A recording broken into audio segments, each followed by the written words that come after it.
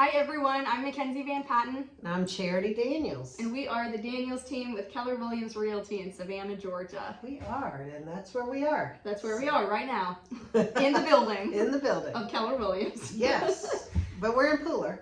Yes. But close enough, because nobody really knows where Pooler is unless you live here.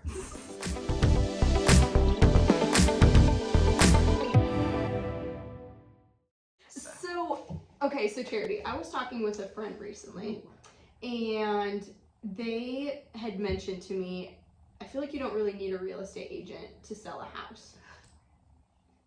Heavens to Betsy. Okay. And of course, we hear that all the time. We do hear but that. But this conversation struck me specifically. So I wanted to take the opportunity to chat with you a little bit more about this. Okay. So, I mean, how hard is it for somebody really to sell a home on their own?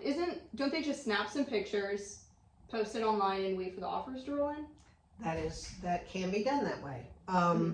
It can.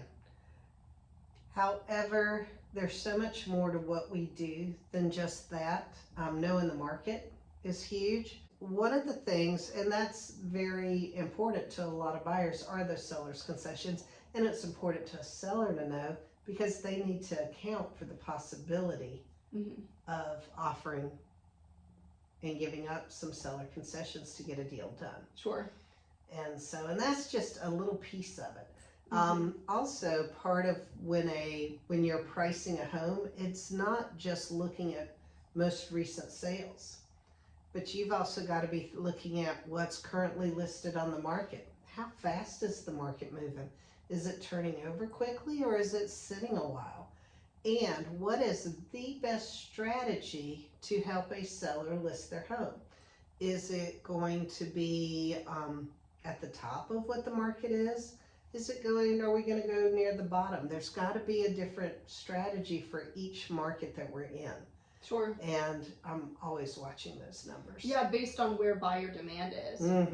Yeah, and buyer demand is just not as strong as it was, say, in 22, even into 23, the first half of 23. Sure. And it does depend on price range, because many times certain price ranges are more competitive than others. Yep. And so you can take that into consideration when you're pricing. And it's even knowing when you go into a house, what makes one house more attractive than another house. It's not just square footage and number of bedrooms. What other things are being offered? And just really having that critical eye and knowing what buyers of today are looking at. Sure, yeah.